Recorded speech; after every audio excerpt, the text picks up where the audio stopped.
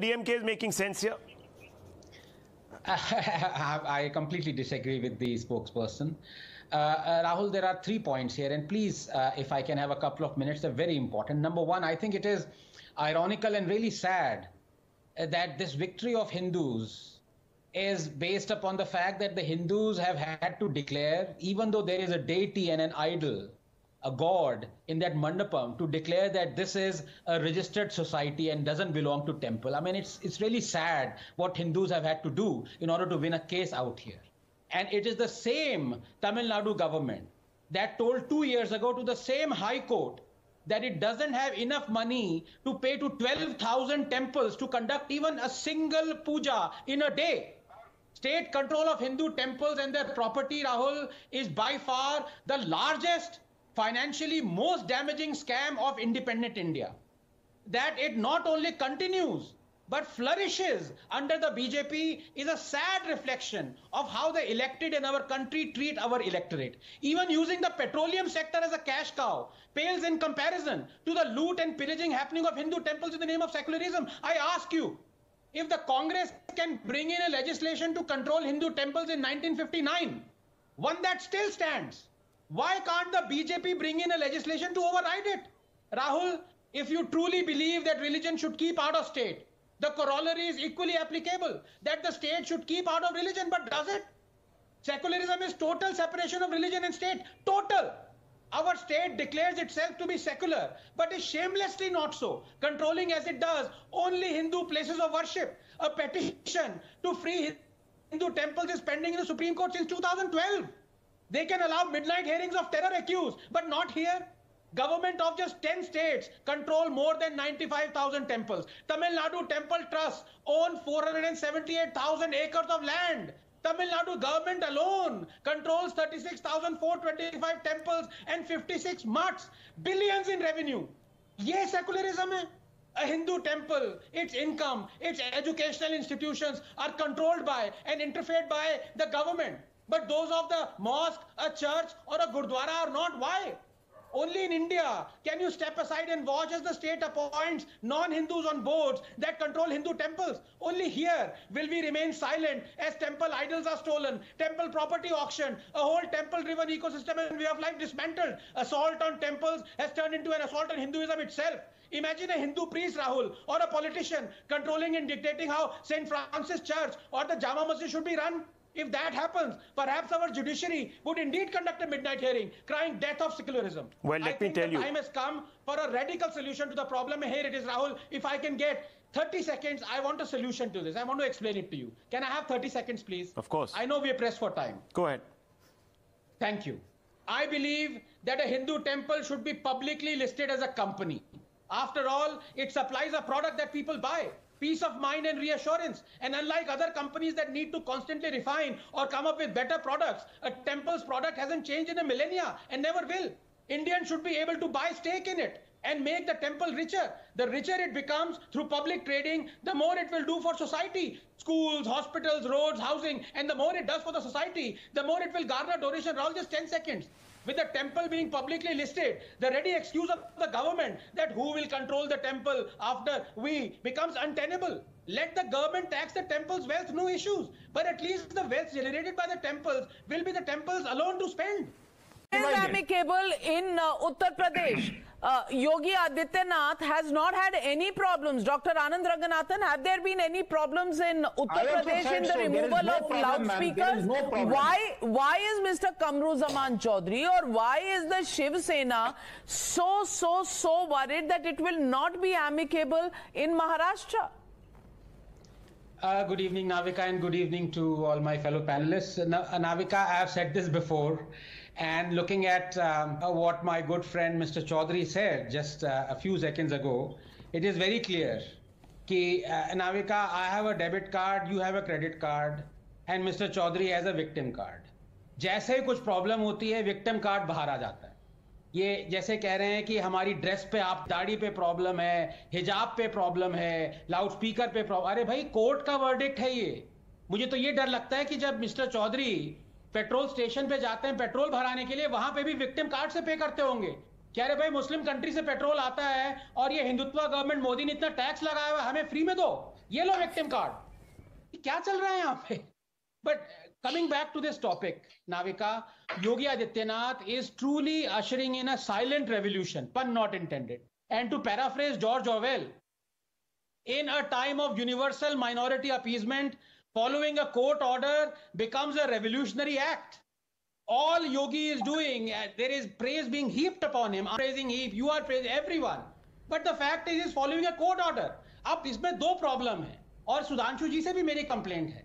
ये भी glowing praise कर रहे हैं योगी जी को, लेकिन बीजेपी के 12 और 15 और स्टेट्स हैं, वो क्यों नहीं फॉलो कर रहे थे court order? Why did it require a Yogi Adityanath?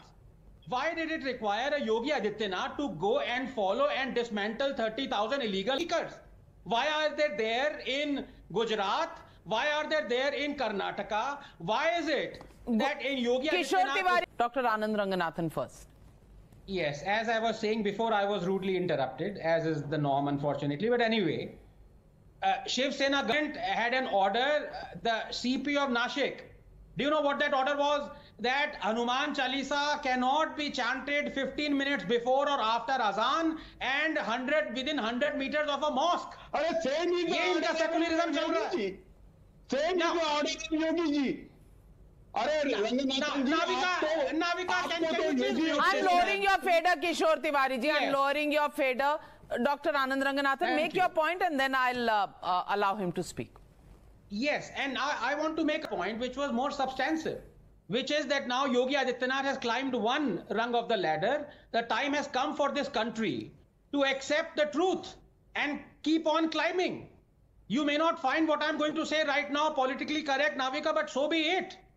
If supposing tomorrow I climb onto the roof of a temple and say that no other god has the right to be worshipped except Shiva, there is no other god except Shiva, and I chant it through the loudspeaker 5 times a day, would it be acceptable to Muslims? They can do whatever they want in the confines of their homes. But why do non-Muslims have to hear 5 times a day that there is no other god except Allah and no one has the right to be worshipped except Allah? Why? Keep the religion in your home. Navika, 10 seconds. Yes, Anand Ranganathan. Yes, first of all, for my good friend Mr. Chaudhary, to say कि court का बहाना था is actually a contempt of court. Is he suggesting that the court is under the directions of the BJP? And number two, for him to say that I am slandering a religion is dog whistling of the worst kind. I quoted the Quran. I said this is how Azan. Can he dispute this? 4062. No one has the right to be worshipped but Allah, and Allah is the only deity. Can he dispute it? I know my Quran more than you do, Mr. Chaudhary. I am just quoting Quran. If you are flustered by it, if you are embarrassed by it, that is your problem. That is not my problem. Thank you. This is the standard modus operandi. When they cannot respond to me, they start dog whistling so that I am slapped and then trolled. I quoted the Quran. I quoted how the Azan is begun based on 4062. They can say whatever they want to say in the confines of their homes, but I asked a question. Is it appropriate for them to say, to tell the world, every non-Muslim, that there is no God except Allah, that no one has the right to be worshipped except Allah? I asked this question. He is not able to respond to that because he is embarrassed. Kamruz, Anand Ranganathan and Sudhanshu Trivedi, 30 seconds each. Yes, number one, first of all, Muhammad is the only prophet.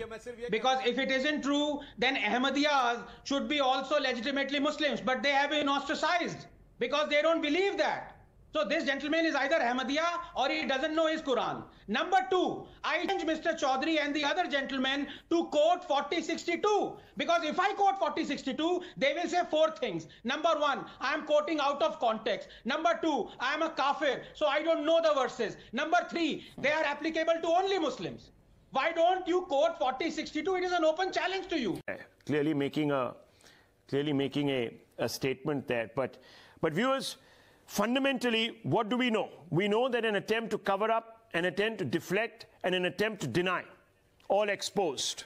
Letters are, of course, written singularly by ex-bureaucrats, etc., claiming that hate in this country is one-sided. But that narrative today lies shattered. Dr. Ang with us, yes.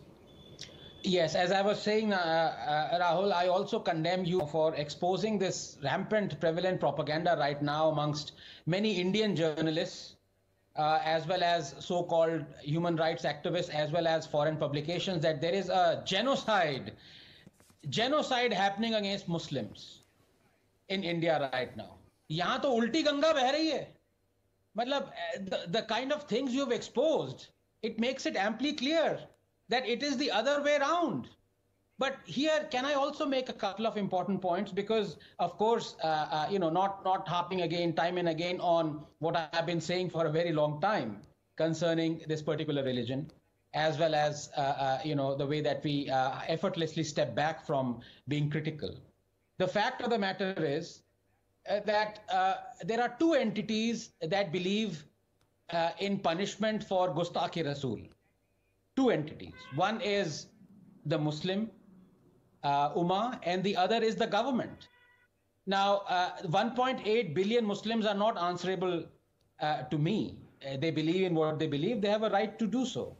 But at least the government is answerable to me, because as a citizen, I have a role in electing that government. So I have to ask the government, Rahul, and this is a little bit away, transgressing from your wonderful investigation. I have to ask, on what basis? On what basis have they arrested that Hindu man who pushed this WhatsApp thing, which was not even Gustakhi Rasool? The WhatsApp was of a saffron flag hoisted atop a mosque. It was not Gustakhi of Prophet Muhammad. So on what basis has the state arrested? Now, number two, and this is very important, when the state can overlook the fact that 2 billion people believe that Hindus or polytheists are the worst of creatures, the state doesn't arrest 2 billion people. It overlooks that fact, turns a blind eye. But someone who has pushed this WhatsApp forward where a saffron flag is atop a mosque is arrested. Number two, I want to ask, do you remember the Ayodhya judgment, Rahul? On the day the Supreme Court gave 5-0 Ayodhya judgment in the favor of the Hindus, do you know what a prominent leftist magazine did? It covered, or it turned, the dome of Supreme Court into saffron, i.e. alleging that this Supreme Court dome is like the Babri Masjid itself. Were any arrests made? Was anything done? No. So in the name of secularism, in the name of appeasement, it is a blatant, unequal application of law. We must condemn this, because what is hate and what isn't is being applied by the government to arrest, I would say, innocent Hindus.